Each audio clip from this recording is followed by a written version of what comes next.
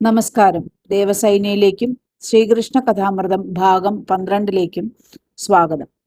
ഭഗവാൻ ശ്രീകൃഷ്ണന്റെ അവതാര ലീലകളിൽ ഏറ്റവും അർത്ഥവത്തായ ഒന്നാണ് ഗോവർദ്ധനോദ്ധാരണം.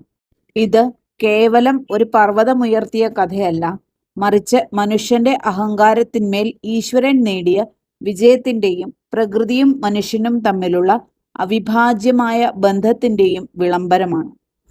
ഭക്തിയുടെയും ശരണാഗതിയുടെയും പരമമായ തലമാണ് ഈ കഥ നമ്മെ പഠിപ്പിക്കുന്നത്. ദ്വാപരയുഗത്തിൽ വൃന്ദാവനത്തിലെ ഗോപന്മാർ പാരമ്പര്യമായി ഇന്ദ്രയാഗം നടത്തി വരികയായിരുന്നു. മഴ നൽകുന്നത് ഇന്ദ്രനാണെന്നും അദ്ദേഹത്തെ പ്രീതിപ്പെടുത്തിയാലേ പശുക്കൾക്ക് പുല്ലും മനുഷ്യർക്ക് ഭക്ഷണവും ലഭിക്കൂ എന്നായിരുന്നു അവരുടെ വിശ്വാസം. എന്നാൽ 7ാം വയസ്സിൽ ഭഗവാൻ കൃഷ്ണൻ ഈ ആചാരത്തെ തിരുത്തിക്കുറിച്ചു.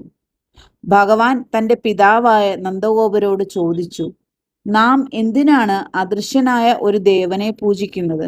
നമ്മുടെ ഉപജീവനത്തിന് കാരണമാകുന്നത് ഈ കാണുന്ന ഗോവർദ്ധന പർവ്വതമല്ലേ? അവിടുത്തെ പച്ചപ്പാണ് നമ്മുടെ പശുക്കളെ പോറ്റുന്നത്. ആ വനങ്ങളാണ് മേഘങ്ങളെ ആകർഷിക്കുന്നത്, മഴ നൽകുന്നത്. അതിനാൽ നന്ദി പറയേണ്ടത് പ്രകൃതിയോടാണ്.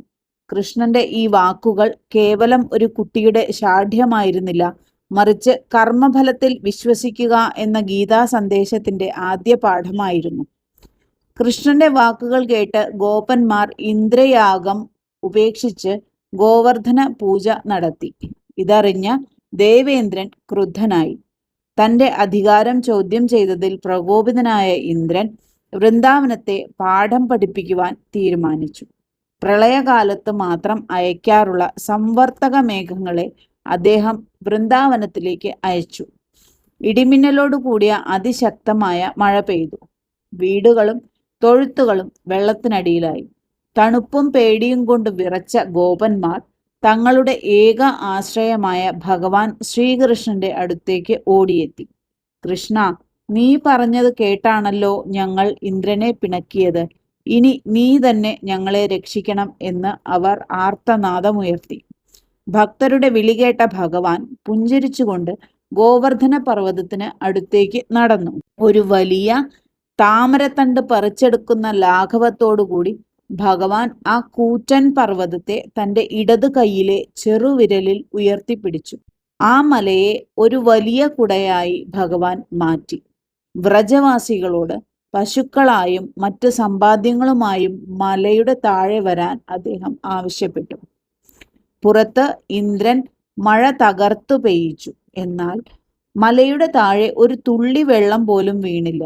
7 ദിവസവും 7 രാത്രിയും ആ ചെറിയ ബാലൻ അനങ്ങാതെ ആ ഭാരം താങ്ങി നിന്നു.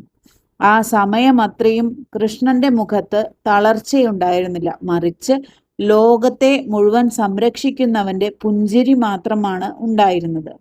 ഇവിടെ ഭഗവാൻ കാണിച്ചു തരുന്നത് ശരണാഗതിയാണ്. തൻ്റെ കീഴിൽ അഭയം പ്രാപിച്ചവരെ സംരക്ഷിക്കാൻ താൻ ഏതറ്റം വരെയും പോകുമെന്ന് ഭഗവാൻ തെളിയിച്ചു.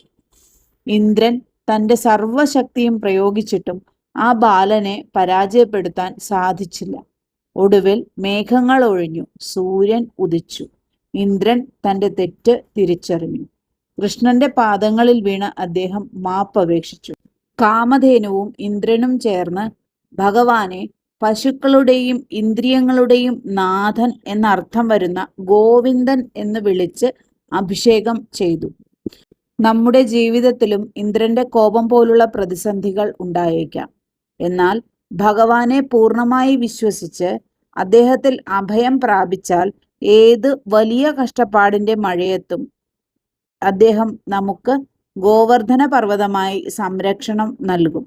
നമ്മുടെ ഉള്ളിലെ അഹങ്കാരത്തെ വെടിഞ്ഞ് പ്രകൃതിയെയും സഹജീവികളെയും സ്നേഹിക്കുക എന്നതാണ് ഈ പുണ്യകഥയുടെ കാതൽ. ഭഗവാൻ ഗോവിന്ദന്റെ ഈ ലീല നമ്മുടെ ഹൃദയങ്ങളിൽ എപ്പോഴും വെളിച്ചം പകരട്ടെ. നന്ദി, നമസ്കാരം.